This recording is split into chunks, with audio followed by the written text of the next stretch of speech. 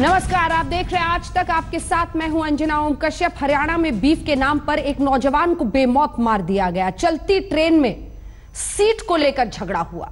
उस झगड़े को बीफ खाने की अफवाह की रंगत दी गई और कई किलोमीटर तक उन 4 नौजवानों की पिटाई होती रही, जिसमें एक मारा गया। यह सारा कुछ हो रहा था और रेलवे और उसकी पुलिस सोती रही। यह रिपोर्ट, फिर चर्चा की शुरुआत।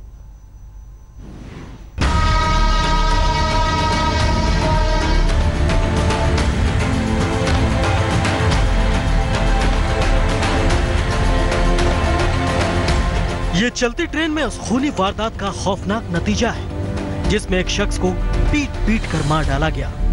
कल रात दिल्ली और मथुरा के बीच पटरी पर दौड़ती EMU ट्रेन में भीड़ का वो तांडव दिखा जिसमें एक नौजवान की जान चली गई और 3 लोग बुरी तरह लहूलुहान होकर अस्पताल पहुंच गए।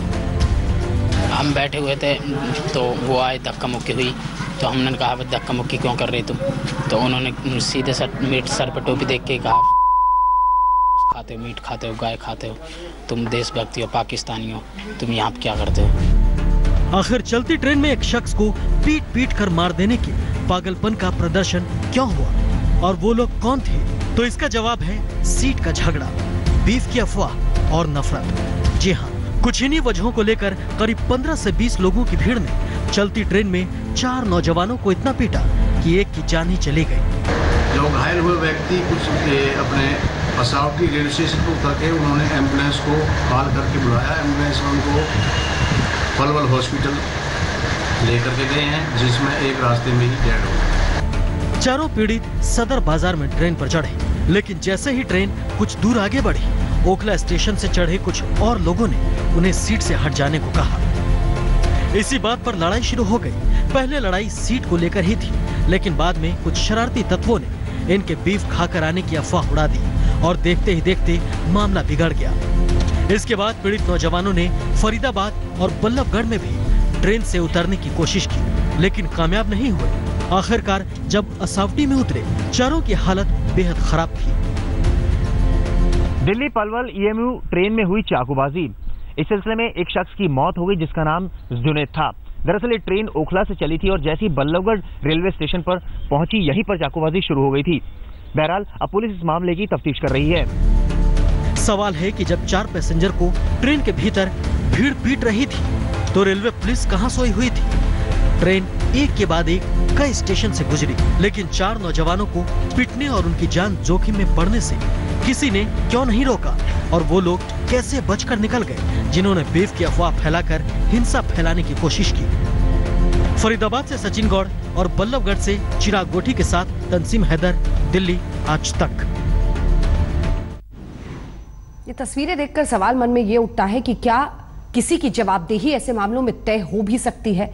आखिर क्या जिस मानसिकता को बीते कुछ महीनों में, वर्षों में हमने देखा है लोगों के दिलों में, दिमाग पर घर करते हुए, उस मानसिकता के लिए कोई जिम्मेदारी इस देश में लेगा जिसकी वजह से पागलपन और उन्माद की ऐसी घटनाएं हो रही हैं? हमारे साथ कई खास मेहमान, डॉक्टर संबित पात्रा, राष्ट्रीय प्रवक्ता भारतीय जनता पार्टी के जुड़ रहे हैं, अबू आजमी समाजवादी पार्टी के नेता जुड़ रहे हैं, प्रदीप जैन कांग्रेस पार्टी के प्रवक्ता जुड़ रहे हैं, श्रीराज नायर प्रवक्ता BHP के जुड़ रहे हैं। मैं सबसे पहले संबित पात्रा जी आपके पास आना चाहती हूँ। सवाल यही है सर कि जिस मानसिकता का जिन आपने बॉटल से निकाल दिया है, उसको अब वापस डालना और उस पर ढक्कन लगाना बहुत मुश्किल होगा।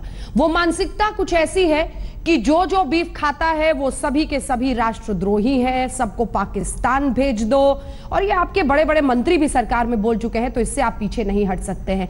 ये जो अफवाहों के आधार पर गुस्सा लोगों के दिमाग में इतना घर कर रहा है कि वो पीट कर किसी को मार भी सकते हैं, इसकी जवाबदेही है किसी की इस देश में या नहीं? देखिए अंजना जी, जिस प्रकार से अभी हमने घटना देखा है, ये मुझे लगता है बहुत ही दर्दनाक है, बहुत ही अफसोसजनक है, और किन्हीं भी कारणों से हुआ हो, मगर किसी की जान लेने का अधिकार किसी दूसरे व्यक्ति या कोई समूह के पास नहीं है। FIR दर्ज किया गया है, जो लोगों ने इस प्रकार का वारदात को अंजाम दिया है वो जरूर अरेस्ट होंगे। मगर जो मैंने पढ़ा है रिपोर्ट में, अभी तक बीफ का विषय नहीं है, ये सीट शेयरिंग का विषय है। तो मैं सिर्फ इतना ही कहूँगा कि हम इसको बीफ का विषय बना के कम्युनल एंगल दें, उससे अच्छा होगा कि जो सच्चाई है, 2 गुटों में लड़ाई हुई सीट शेयरिंग को लेकर, और जो बदमाश तत्व थे उन्होंने एक व्यक्ति को मार डाला, ये अपने आप में बहुत ही निंदनीय है। मुझे लगता है कानून अपना काम जरूर करेगी। जहां तक बीफ का विषय है, खुद माननीय प्रधानमंत्री जी ने अपने भाषण में कहा है कि जो लोग गौरक्षा के नाम पर इस प्रकार के वारदात को अंजाम देते हैं, कानून उनके साथ सख्ती से निपटेगा और वो लोग गौरक्षक नहीं हैं। गौरक्षक तो निर्दोष लोग होते हैं, वो तो अच्छे लोग होते हैं, वो तो गौ सेवा करते हैं। तो गौ रक्षा और गौ सेवा के नाम पर किसी का भी अधिकार नहीं है कि वो कानून को अपने हाथ में ले। ठीक है सर, अबू आजमी जी, मजहब का रंग देना इसको सही नहीं होगा, ये कहना है संबित पात्रा का। नहीं, मैं संबित पात्रा जी, मैं बड़े अदब के साथ आपसे कहना चाहता हूँ कि क्या करें, बताइए, मुल्क में रहने की जगह नहीं कि आज हम लोगों के लिए क्या हो गया, टोपी अगर पहन के चला गया आदमी तो वो बीफ खाने वाला है, इस तरह के अल्फाज बोलना कितनी गलत बात है। अब इस मुल्क में गाय को बचाने के लिए बड़े बड़े ग्रुप बनेंगे, गुंडागर्दी होगी, इंसान को बचाने के लिए कोई नहीं आगे बढ़ेगा। कितनी अफसोस की बात है, जानवर इंसान से बढ़ के हो गया है। संबित पात्रा जी, ये कोई नई बात नहीं है, ये आज पहली बार नहीं हुआ है। देखिए, सबसे पहले इखलाक दादरी में मारे गए 2015 सितंबर में। 9 अक्टूबर को ट्रक पर पेट्रोल डाल करके जाहिद खान को एक हिंदू जो टेररिस्ट ग्रुप था, एक्सट्रीमिस्ट हिंदू ग्रुप ने मारा उनको। उसके बाद इंजीनियर रशीद आज़ाद एमएलए को उधमपुर में 10 अक्टूबर को इसी तरह मारा गया।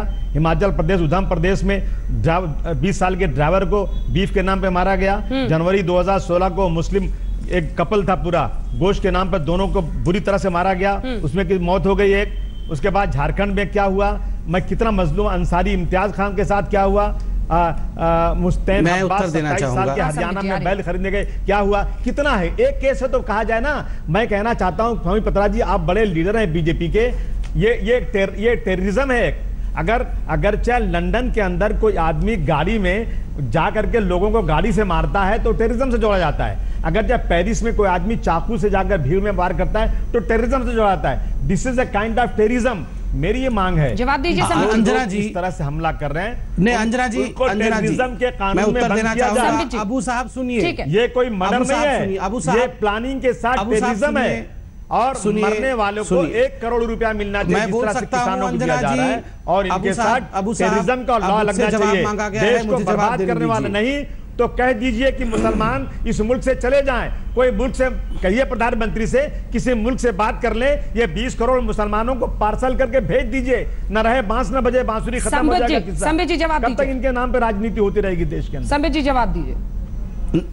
देखिए, नंबर 1, मैं इस बात पे आपत्ति करता हूं कि लंदन में जिस प्रकार की घटना हुई या जिस प्रकार का आतंकवाद 9/11 में हुआ अमेरिका में, उसको आप इसके साथ जोड़ के हिंदू आतंकवाद के शब्द को मैं उसके साथ नहीं जोड़ रहा हूं। मैं इसमें घोर लंदन में जो गाड़ी से लोगों को मारा उससे जोड़ रहा हूं। आपने अभी लंदन और पेरिस की बात कही, आपने अभी लंदन और पेरिस की बात कही। आप इस प्रकार के लॉ एंड ऑर्डर सिचुएशन को आतंकवाद के साथ जोड़कर ये कहना चाहते हैं कि हिंदू इस देश का आतंकवादी है। नंबर 1, आतंक फैलाना मतलब क्या?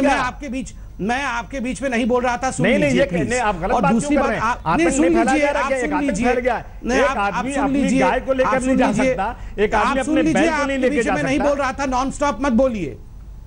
नंबर 2, दूसरी बात, देखिए, कांग्रेस और अबू आजमी जैसे लोग बार बार हिंदू आतंकवाद शब्द को लाना चाहते हैं, वो हिंदुओं को आतंकवादी घोषित करना चाहते हैं, मगर मेरा मानना है हिंदुओं को इस प्रकार आतंकवादी कहना ये उचित बात नहीं। आपने हिंदू टेररिस्ट भी कहा है, आपने हिंदू टेररिस्ट भी कहा है, आपने यह भी कहा है कि यह आतंकवाद की घटना है, जैसे लंदन में हुई, जैसे पेरिस में हुई।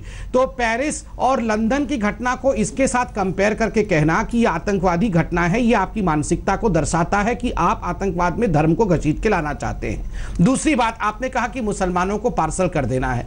देखिए अंजना जी, आपके के चैनल में अबू आजमी जी बैठे हुए हैं, जितना हम बोल रहे हैं उससे ज्यादा अबू जी बोल रहे हैं। जितने हम तो पसीने में बैठे हैं, अबू जी तो बिल्कुल फ्रेश नजर आ रहे हैं, हम लोगों को डांट भी रहे हैं और ये बोल रहे हैं इनका अधिकार कहीं चला गया।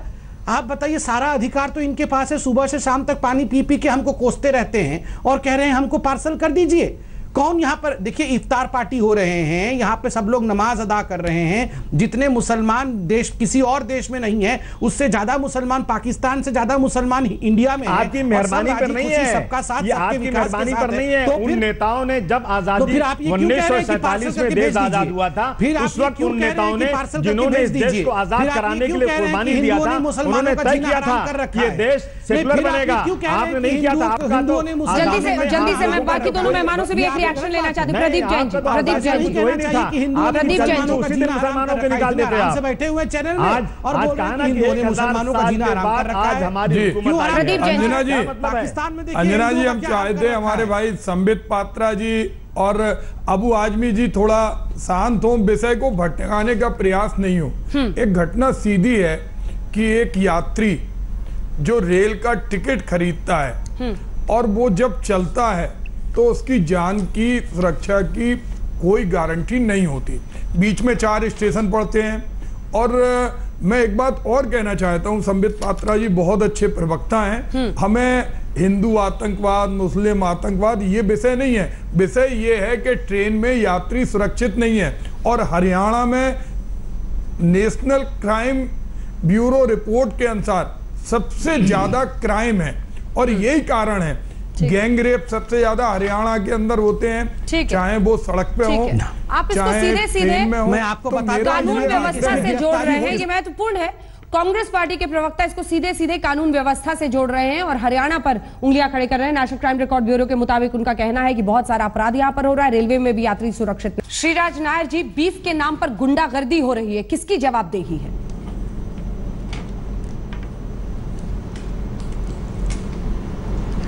देखिए अंजना जी, मैं आपको विश्व हिंदू परिषद का रुख बड़ी सरलता से साफ कर देता हूँ। विश्व हिंदू परिषद कटिबद्ध है गौ सेवा के लिए, पर जिस तरह से इस तरह के हादसे 2 गुटों में होने वाले हादसों को आप गौ सेवा गाय के नाम पे जोड़ देंगे तो ये हम इसको बर्दाश्त नहीं करेंगे। ये जो है लॉ एंड ऑर्डर विषय बर्दाश्त नहीं करेंगे, क्या होता है, क्या करेंगे आप? मालूम पड़ा ये सीट शेयरिंग में जो आपस में गुटबाजी हुई है उसको किसको डरा हो क्या बर्दाश्त नहीं करेंगे मतलब क्या होता है भाई? नहीं, वो लड़के बता रहे हैं कि उन्हें बोला गया कि आप लोग बीफ खाते हो, पाकिस्तान चले जाओ, और उन्हें मारा जा रहा था। सुनिए, बर्दाश्त नहीं करेंगे क्या होता है? देखिए अभी ये लॉ एंड ऑर्डर का विषय है। मैटर रिपोर्ट किया गया है, पुलिस को इन्वेस्टिगेट करने दीजिए। आप पहले से इसको गाय का विषय आदमी मारा जाएगा तो बर्दाश्त कर लेंगे, जानवर मारा जाएगा तो परेशान हो जाएंगे। बंद करें, ये हमारे आदमी की हत्या होगी तो आप बर्दाश्त करेंगे, जानवर की हत्या होगी तो आप बर्दाश्त नहीं करेंगे। पुलिस को इन्वेस्टिगेट करने दीजिए। ये मैटर ऑलरेडी रिपोर्ट कर दिया गया है पुलिस स्टेशन में और पुलिस को इसकी तहकीकात करने दीजिए। अगर इसमें जो भी अगर दोषी है उसको कड़ी से कड़ी सजा हो। आप अबू जी, हमने जस्टिफाई किया है। संबित जी कंक्लूडिंग, ये मानसिकता कसूरवार है संबित पात्रा जी। हमारे कार्यकर्ता मुझे बोलने दीजिए, किसी भी प्रकार से कानून व्यवस्था के साथ में हमारे इस उद्दंडता को देखिए आप संबित पात्रा जी, बर्दाश्त नहीं करेंगे। यहाँ पे ये लॉ एंड ऑर्डर वो लड़के बता रहे हैं कि उन्हें कहा जा रहा था कि बीफ लेके जा रहे हो, तुम लोग पाकिस्तान चले जाओ, तुम राष्ट्रभक्त नहीं हो, और उन्हें मारा जा रहा था। ये साहब कहते हैं बर्दाश्त नहीं करेंगे। अंजना जी, पहली बात तो है मैं आपको इंफॉर्मेशन देना चाहूंगा और आपके व्यूअर्स को भी कि एक गिरफ्तारी हो चुकी है और कोई भी व्यक्ति छोड़ा चलते गुंडागर्दी को आप गाय के साथ मत जोड़िए। संबित पात्रा जी, मैंने कहा कि मैं ये इंफॉर्मेशन देना चाहता हूं कि एक गिरफ्तारी हो चुकी है और हम जरूर ये जानते हैं कि बाकी गिरफ्तारियां भी होंगी। इस प्रकार के जघन्य अपराध को अंजाम देने वाले लोग कभी भी कानून की गिरफ्त से बच नहीं सकते हैं।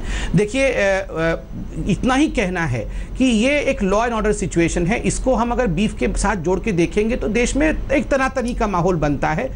मैं आपकी बात से इत्तेफाक नहीं रखती, वक्त इतना नहीं है कि इस पर बहस हो, लेकिन याद रखिएगा प्रत्यक्ष रूप से कुछ गिरफ्तारियां आप कर लेंगे, बीते दिनों भी होती रही हैं, लेकिन अगर एक मानसिकता को हम बढ़ावा देते हैं जहां पर हम बर्दाश्त नहीं करेंगे और उद्दंडता इस हद तक चली जाती है कि आम लोग उन्माद पर उतर जाएं, किसी को पीट पीट कर मार डालें बीफ के नाम पर, पाकिस्तान जाओ के नाम पर, तो फिर कत्ल भी हो जाता है और उस कातिल का पता भी नहीं चलता। देखते रहिए आज तक।